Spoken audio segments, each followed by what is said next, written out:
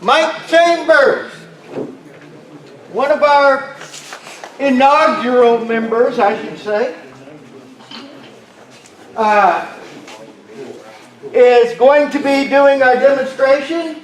And so at this point in time, I'll turn it over to Mike. Thank you.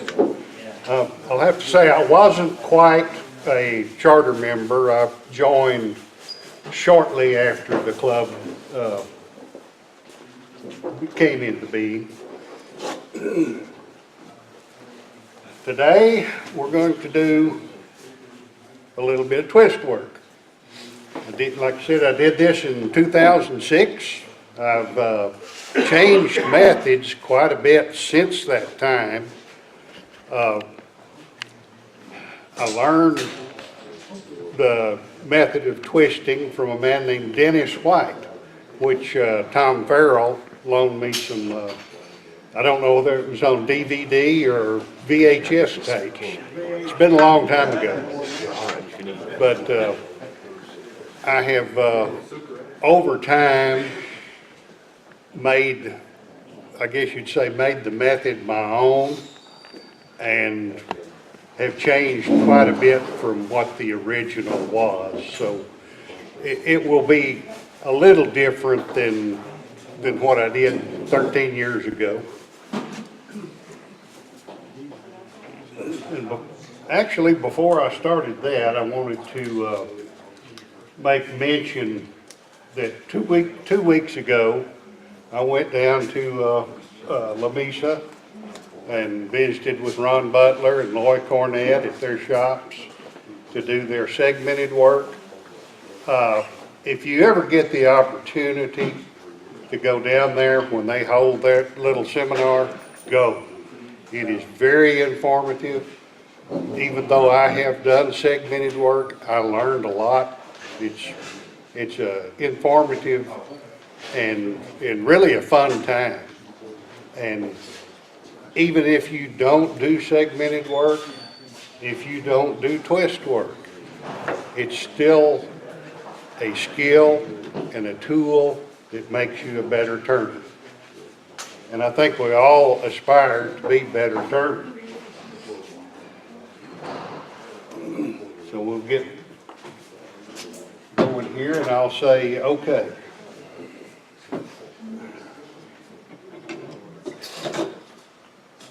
This is a skew. It's not a tool for everybody. You all agree? Agreed. I use a skew quite a bit. It's taken me years and years to master using a skew.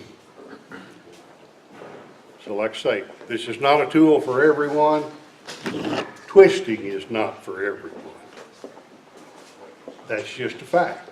Some of you like to turn bolts. Some of you like to turn platinum. Some like large turners. Some like smaller turners.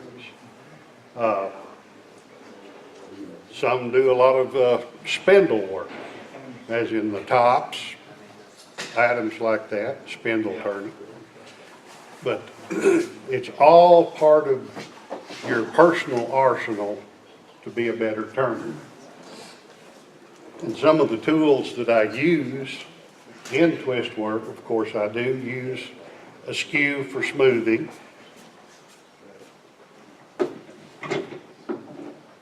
Most everybody's got a roughing gouge of some type. I'll use square stock, mark the square stock, and then of course round it down with the roughing gouge.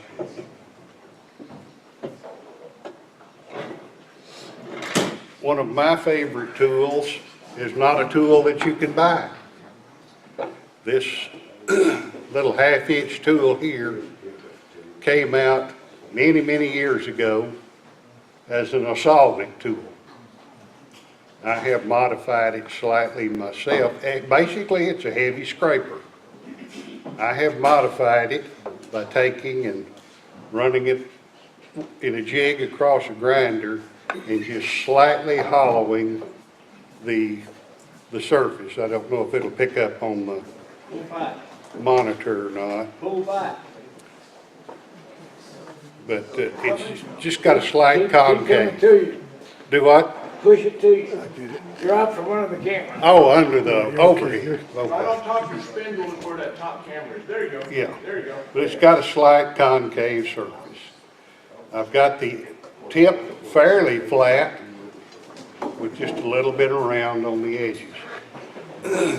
Like I say, this is not a tool that everybody would have to have either. It's just one of my personal favorites. Another tool used for twisting is a little plane, just a little block plane. We'll get into that later on. Of course, then there's always your measuring equipment, set of calipers, set of dividers, some outside calipers.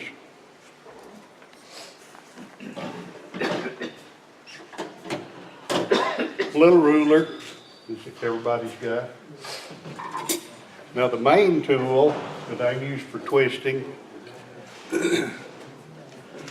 this little gouge is basically a spindle gouge. This one happens to be a little bit heavier than normal spindle gouge because this one was made specifically for twisting. I'm not sure that these are still available. I've had this one for probably 25 years. Little handle I just made myself out of a piece of mesquite. Just a neat little tool. Now, if a person wants to do twisting, a good spindle gouge or an older spindle gouge that you can cut the handle off of short works real well. They'll do as good a job as one custom made for it. You do need to keep these very sharp, hone them and polish and sharpen some more. Because this is handwork and you need sharp tools to do it just for the ease on your hands.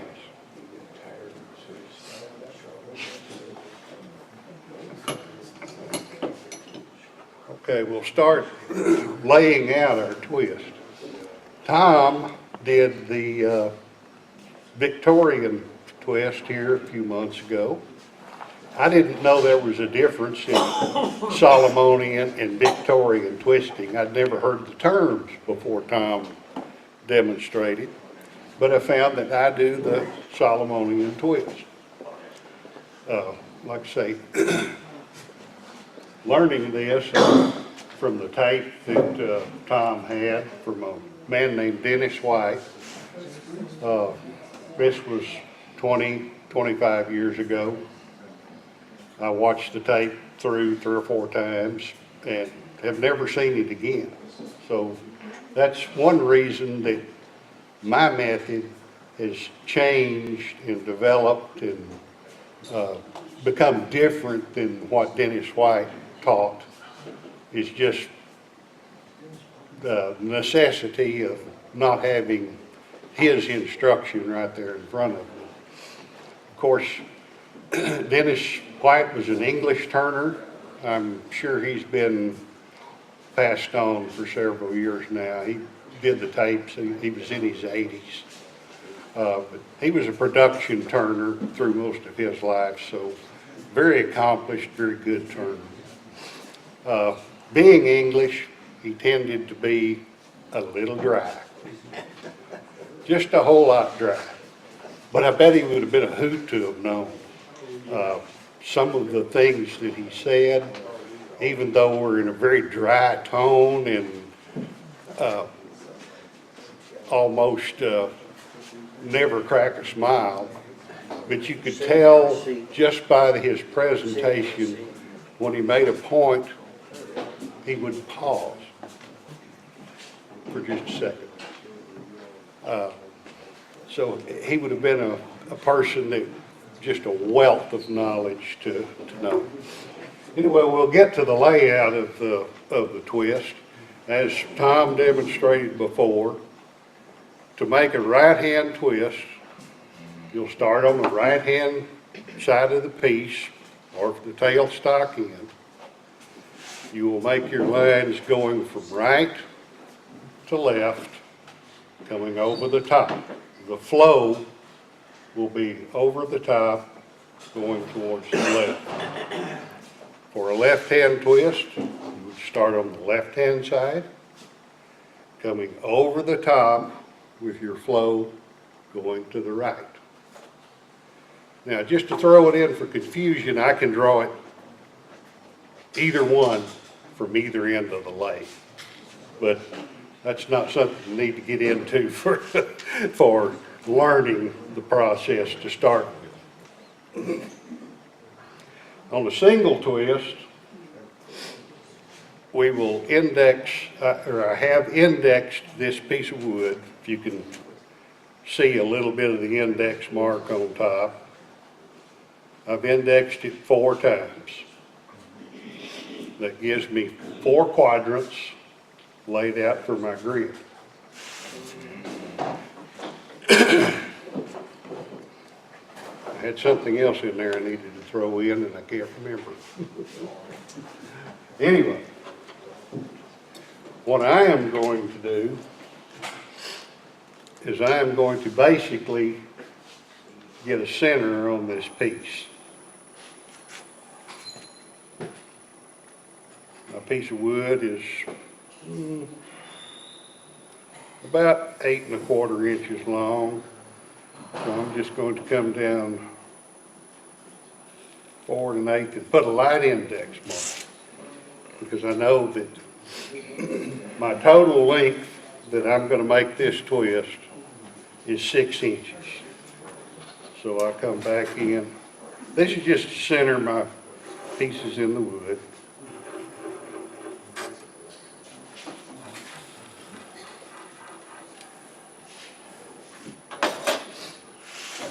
So I can come back now.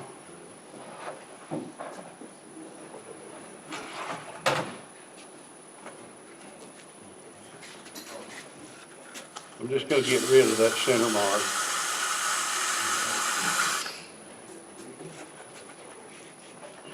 I will take and generally go from that center mark out each direction with my diameter, and it turns out exactly the same way as you would going from the end. It's just easier when you're learning to come from the end. Okay, this piece happens to be 2 3/16 inches in diameter. For a single twist, and where it came from, I don't know. But somebody somewhere figured out that a medium rate of twist for a single twist is the diameter plus 1/5. Try dividing inches by 1/5. That's a crazy thing. So, in order for me to do this, I say it's 2 3/16 inches in diameter. Therefore, I break it into 16ths to get close. So now 2 inches, I've got 32/16. The other 3/16, I have 35/16. Now to get 1/5, I can do that. 35/16 divided by 5, 7/16. So now I add that total together, 7/16, 35/16, I have 42/16, or 2 inches and 10/16, or 2 5/8 inches. Everybody understand that? Or at least get a grasp of what I'm doing? Now for every other twist, whether it be 3 starts, 4 starts, 6, 9, you would go the double the diameter. But for the single twist only, it's the diameter plus 1/5. Like I said, I don't know who came up with that or why, but that's what I've always used. You can do it faster, you can do a slower twist. It doesn't matter, but it just seems like the medium rate of twist looks good, you know, for your piece. I've got these dividers set at 2 5/8 inches, so I can make my first mark.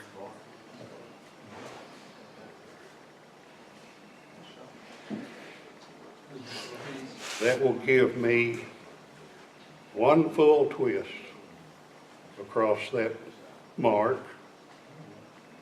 Okay, and divide it again.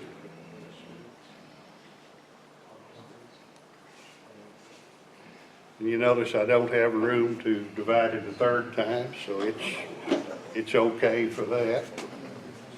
I will take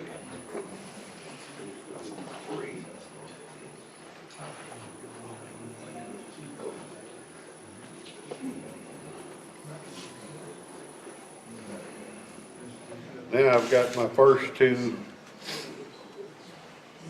first major division of one full twist between the areas. Then we're going to divide this again. And this division, let's see, it's 2 5/8.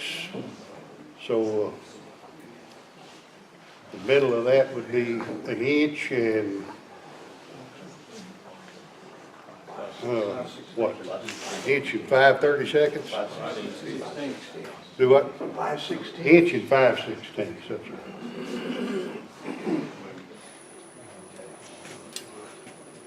I'm simply taking my rule, getting it close. It doesn't matter if it's right exactly on. Within a 1/16 of an inch works pretty well. Now I'm going to divide this a third time. The third time, I'm just eyeballing it.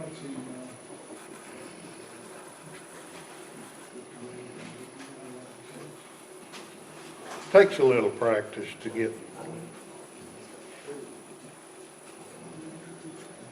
You see this odd one out on the end is just very slightly off, but that's not going to matter too much, but I will put a little bit of a mark there to just to get it lined up. Okay, for making my pattern, I will make a right hand.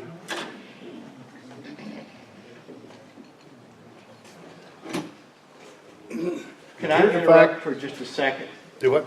Hey, we've got a couple of cards going around for Lee Roberts. Lee's health is failing and he's not in good shape.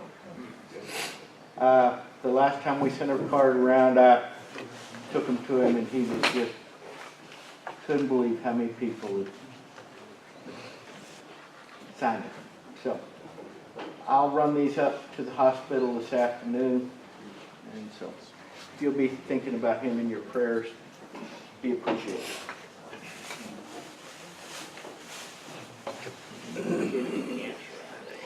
Now I'm going to lay out a right-hand twist here. The last time I demonstrated in 2006, I did use colored pencils. And when I tried to explain the use of color on my twist, I confused a lot of people.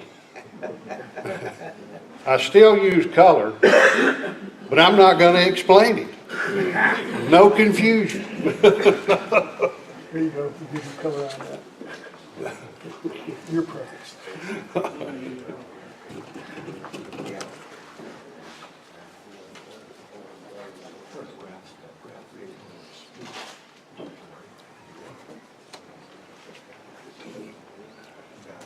I'm going to come from not the very end of the index mark here because it was a little odd space. I'll come in the first mark, which was divided equally, and I will draw a line from the right to the left, coming over the top,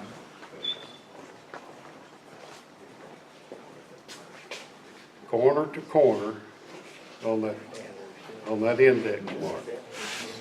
I will continue this line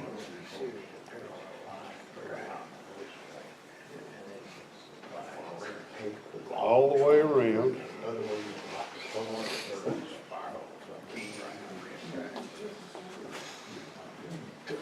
So working from corner to corner.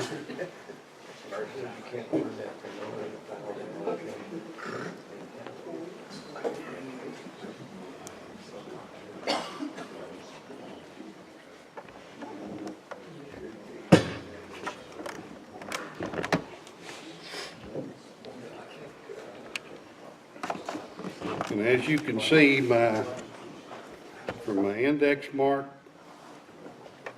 on the division to the index for the 2 5/8 inches,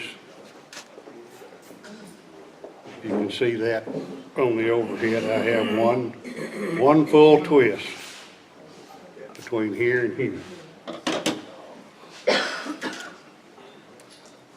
So I will continue that line all the way out.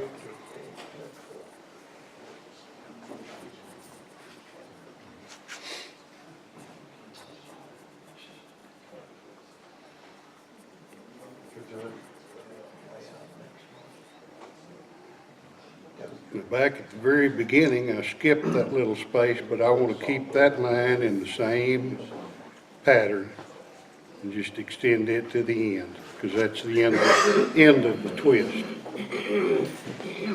I will go around the piece a half of a turn,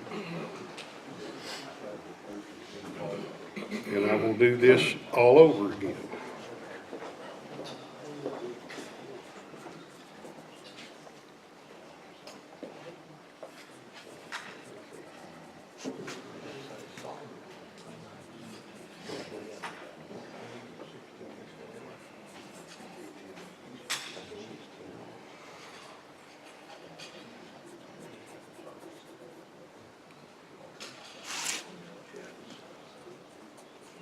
So continue the flow of the line from right to left, going over the top.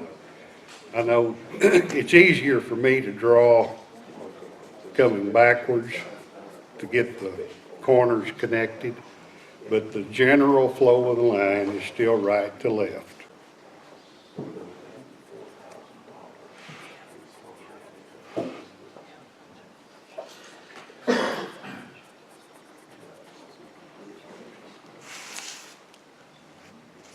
I've got those two. I will do this again for all of the lines.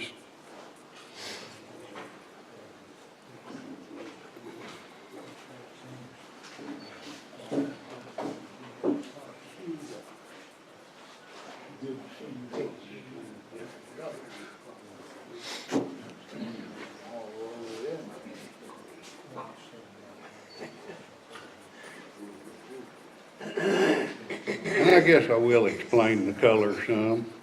I use the color so I can see it. Walnut, dark lines, sometimes my eyes don't pick up well on the dark line if it's not real deep. So I've got a line that I can see.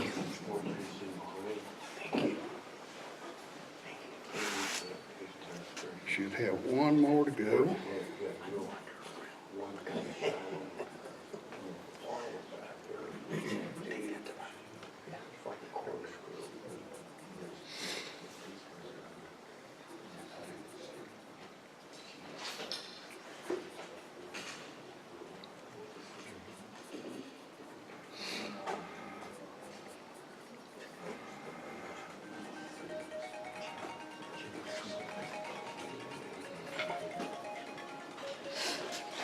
Okay, I have 4 lines wrapped around this piece at a medium rate pitch of the diameter plus 1/5. there's 4 lines, one starting at each index mark. Now from this point, we start doing a little handwork.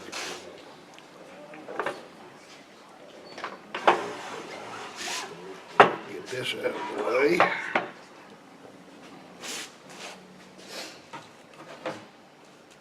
We'll take a saw. And I'm going to cut one of the marks. As this is a single twist, it's going to have one valley and one, I guess you'd say one hill. You'll have the valley cut, then you'll have the top.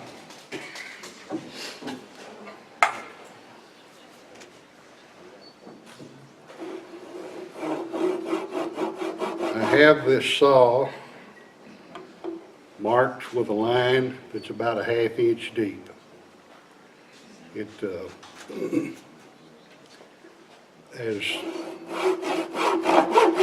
a good reference point to go all the way around, getting the 1/2 inch deep groove in it.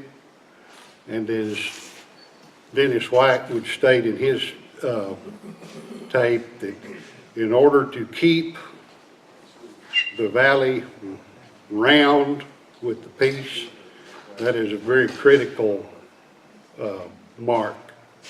You need to keep it down to that point so that your piece will remain in appearance of being round. You start at the end,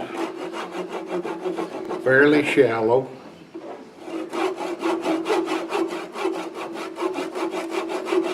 And then working around the mark, deepening that mark as we go. And it might take a couple of passes around that piece to get it all the way and to get the full depth. Now, in order to help things along here, and I laid that out right hand, and here we go with the left. I said I'd fast forward, and I fast forwarded to the other pattern.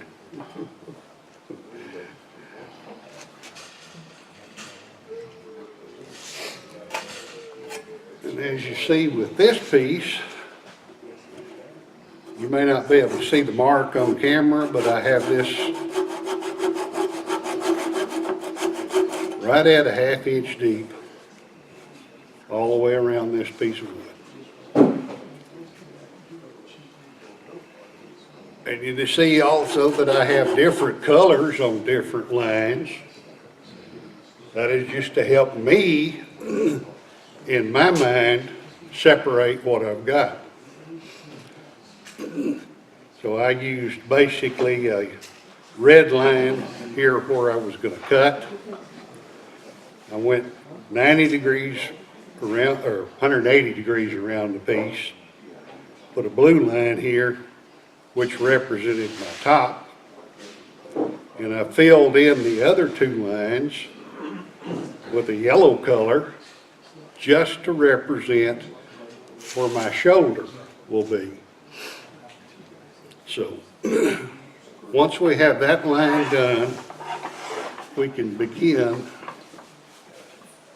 working our cut.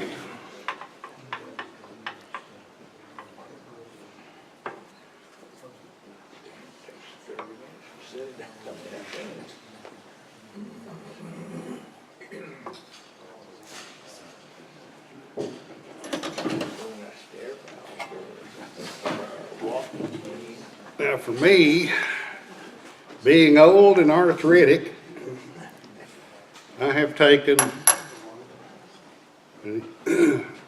a nut, 1¼ by 8 nut, drilled some little holes down in it to where I can put a bar in it, and tightened this up on my shaft of the lathe. This gives me leverage to work where I can make my cut and not affect my arthritis too much. So I will take this now, almost got the table too close. But I'll start right at the edge of the cut.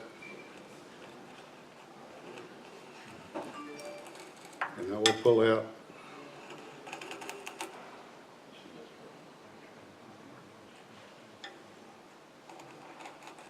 a bit of wood.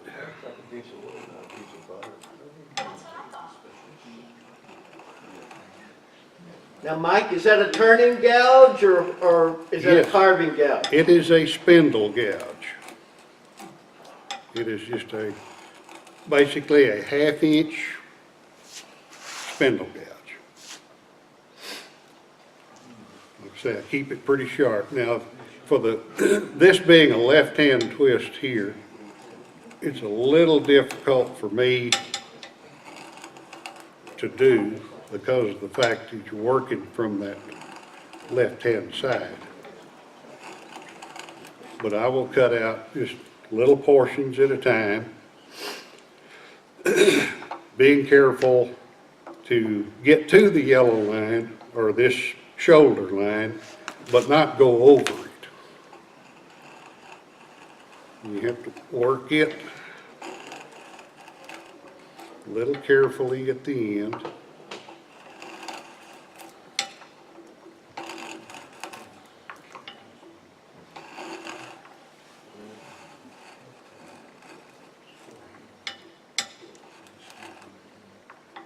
Now, if you notice also, I'm working where the grain gets longer, going towards the direction, more or less cutting with the grain. You can cut the other direction, but it would be a chip out. Because this will tend to pull back into the wood and chip out. So it's starting out, you always want to go with the long direction of the grain. Once I'm into a piece where I'm not going to chip it out, I will go to this other side some. But the cure right now for this portion is I do have cuts to make on this side. And here's where the turning part comes in. As Dennis White would say, you turn it round.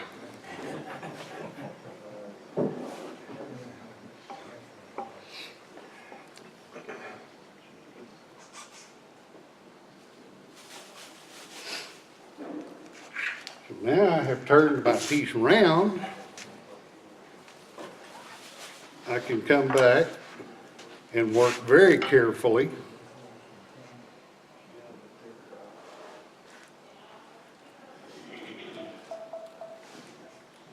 just getting a little bit of a cut to my end mark.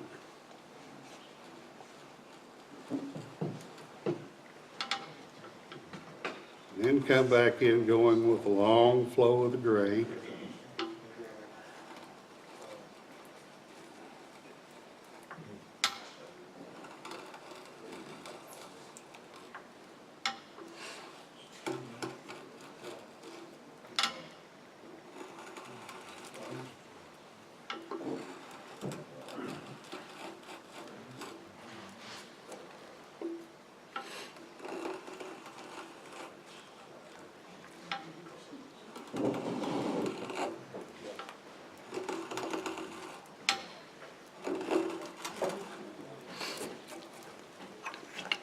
So I'll begin to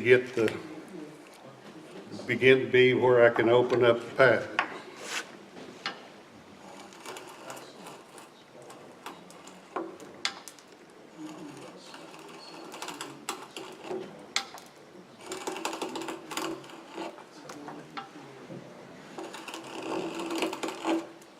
You can take out a pretty good chunk of wood with a sharp tool. Walnut's nice to work with.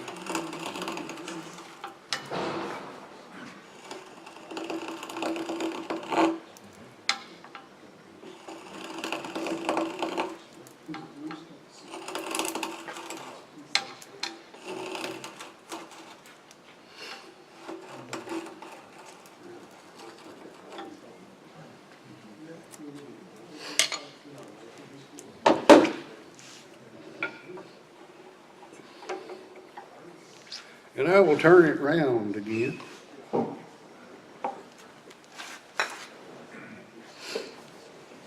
course, I wouldn't necessarily do that as quickly doing it at home to make a piece, but doing it here to show the way to get a good start.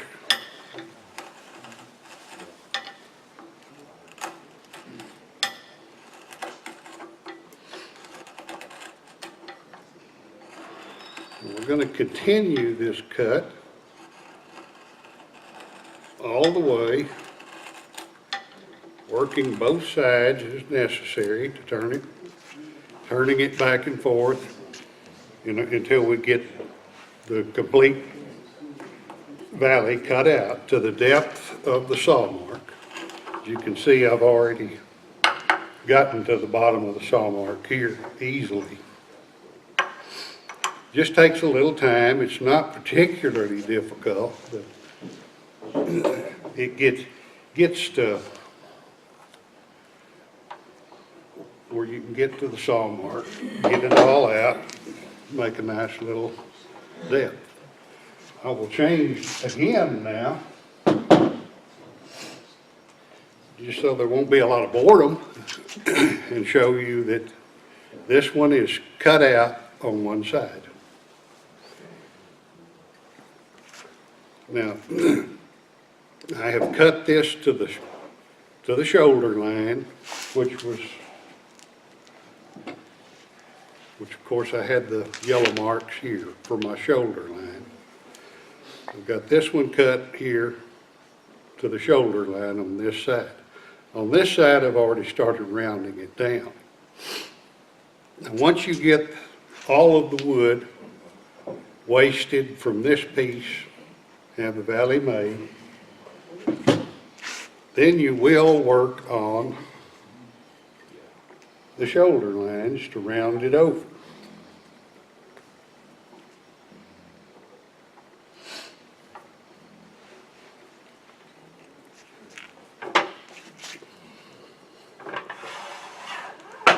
And the way that is done is with the block plane. We just take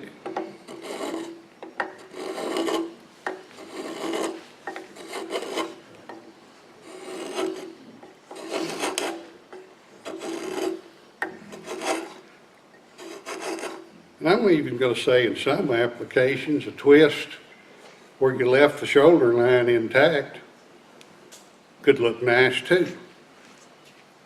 But this is one for more of a pure twist look with a rounded section.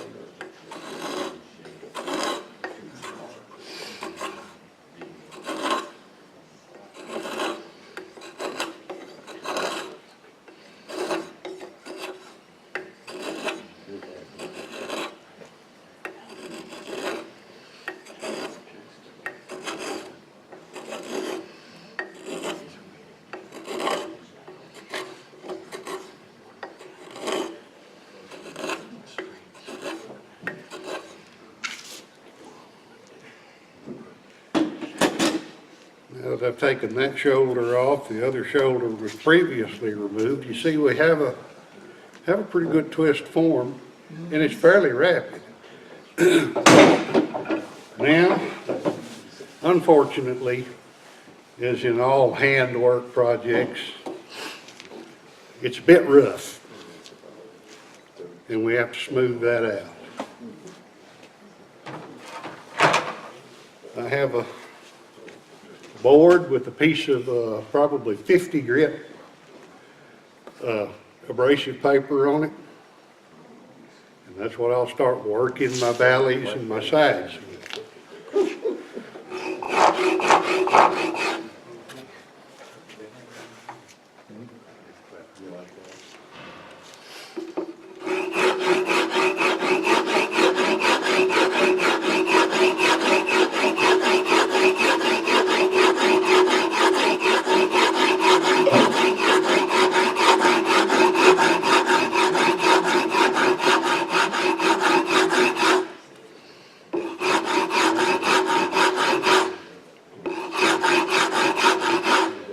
And even this doesn't take terribly long, but it is a lot of scrub work.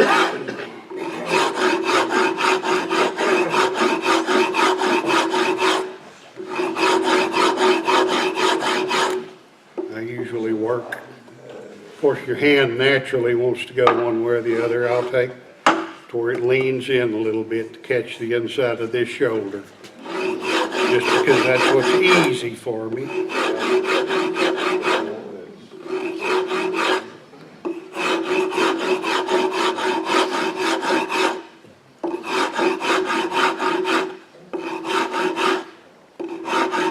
Get a lot of the roughness of the gouge marks off of it.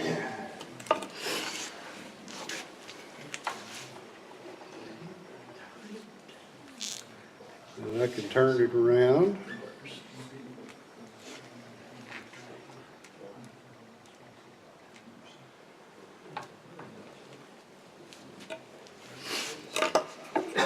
And work my other side.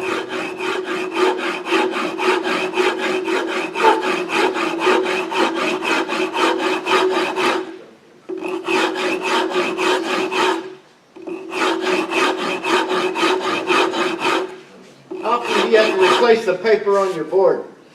That piece has been on there 12, 15 years. It probably needs a new piece. Yeah, that's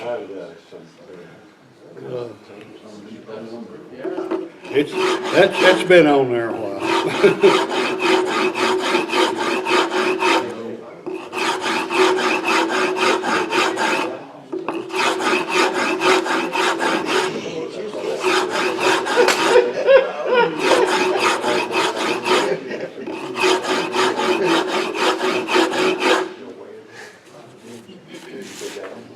Okay, you can see it's beginning to smooth out some, beginning to take on the form of the twist.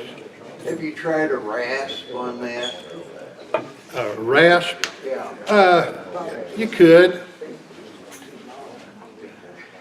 A rasp would work in some cases and be just fine.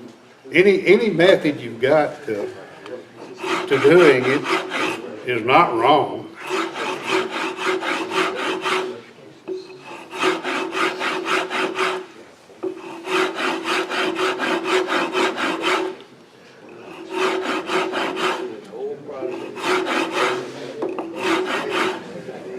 And actually, there are, of course, a lot of times nowadays there's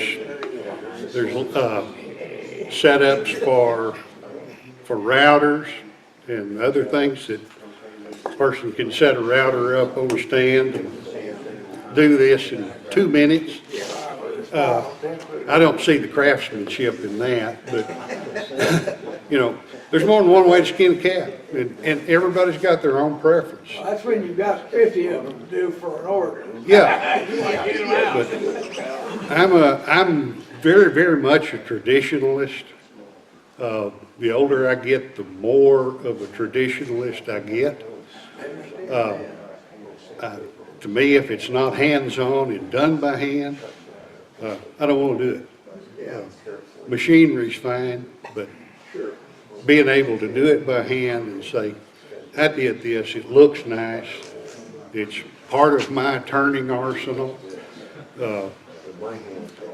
You know, if somebody walks into your shop and it says, can you make one of these? I think, yeah, I can do that. I don't need to go buy some fancy tool. I'll just do it. And that's kind of think we all aspire to, is that even though this might not be our bag, you may want to turn bowls, you may want to turn spindles, but it's a tool and a skill that adds to your ability. And any master turner would tell you that the more skills you've got in your bag, the better off you are. Now, this is not, there's nothing hard about doing the twist work. It is just a lot of hands-on. And since I love wood, I love the feel of wood, I like to touch wood, I like to get right down with it. That's kind of my, just right up my alley to do this kind of stuff.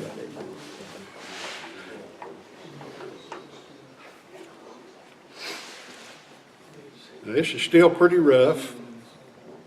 Still got a lot of smoothing that needs to be done with the heavy paper, but I'll pass this around.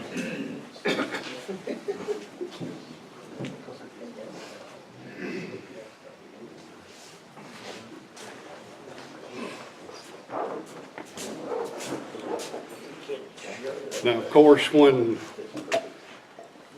you've got it fairly smoothed out, got most of the rough edges off down to where you can do more finishing. It can be sanded on the lathe. You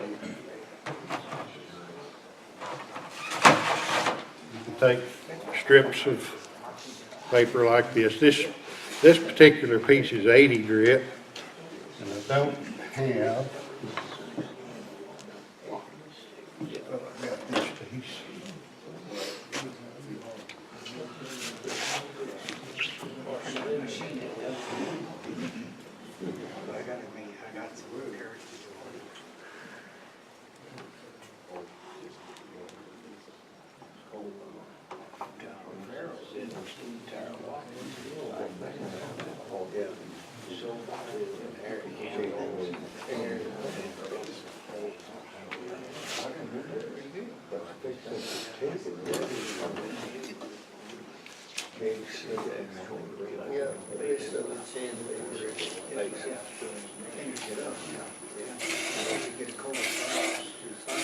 A lot of sanding can just be done right on the lathe.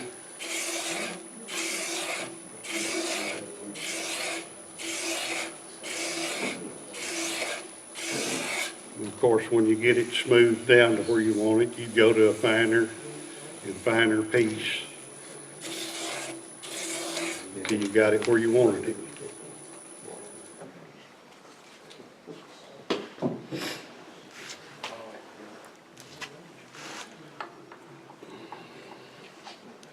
I'll also pass this one around. It's still rough too, but it gives you the idea of what we're doing for the twist. This has 3 starts. It was done on 3 index marks instead of 4, but 3 starts. It's called a ribbon twist.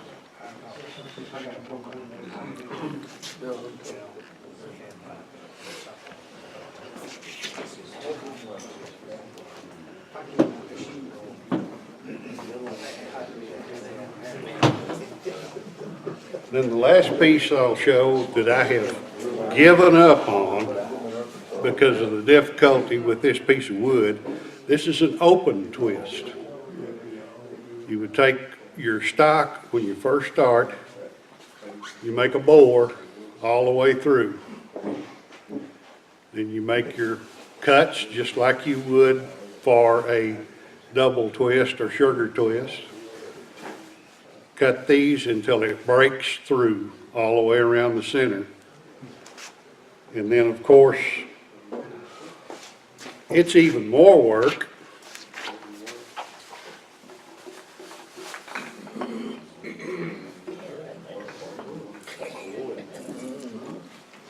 because the way this has to be formed and sanded, it has to be done from the inside.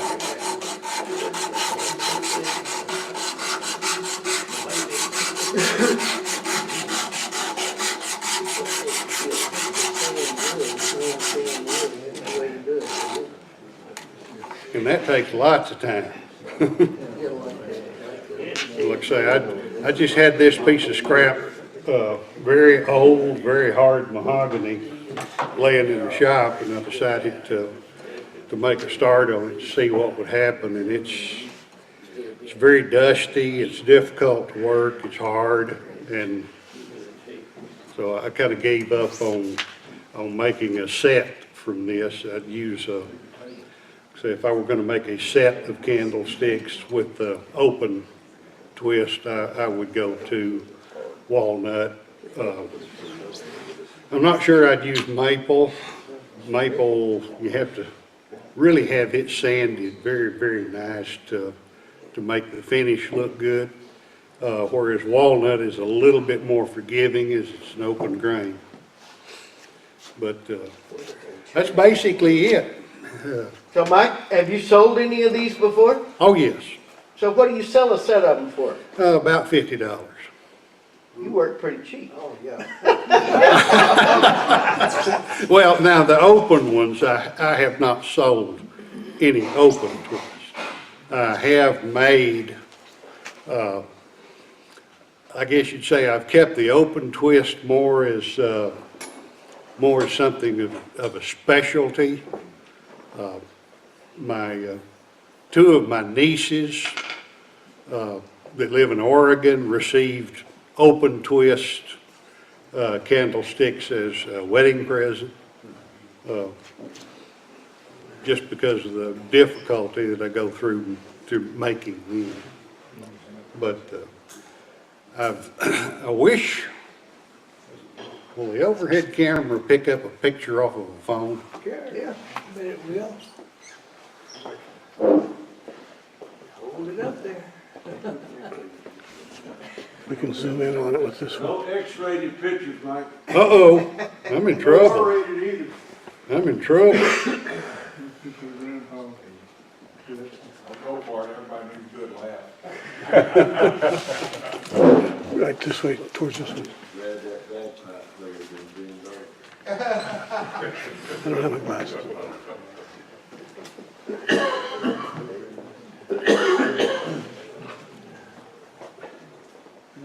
My scratched up otter box is not gonna make the picture real good. That looks pretty good. You can send those to me and put them on the webpage. Yeah, Turn your phone sideways.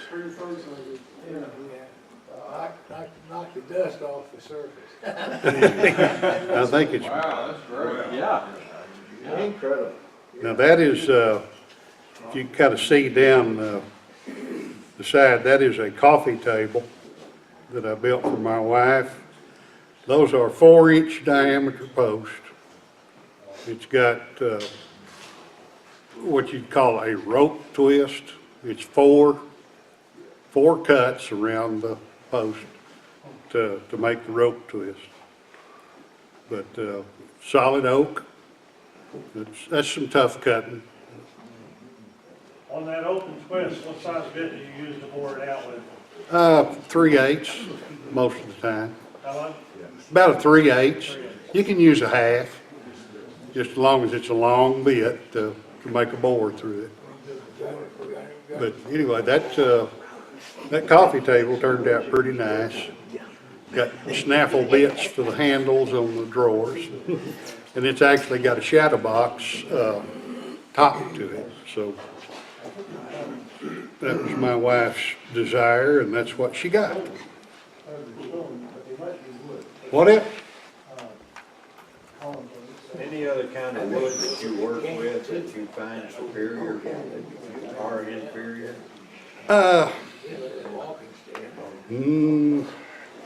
I would stay away from any of the really hardwoods, just because of the difficulty in making hand cuts. Even though oak is a fairly hard wood, oak twists really well. Red or white oak? That was red oak, red oak. And red oak sand's good. White oak. That's most of the finish work, getting the candlesticks is in the sanding, and walnut sands really well. Oak, Osage orange, how about that? Osage orange, boat orange? I'm afraid that'd be a little dense, unless it was green. Have you used any cherry? No, Cherry would be great. but I have used maple, but like I say, maple, you really have to have a good smooth sanding finish. And I did it in just a sugar twist, a double twist, and, you know, lots of fine sandpaper work up the sides. But some of the more open grain woods that aren't so critical as far as showing sanding marks, it worked pretty well. So that's about it. Whether I gave you any good information or not. All right, thank you much.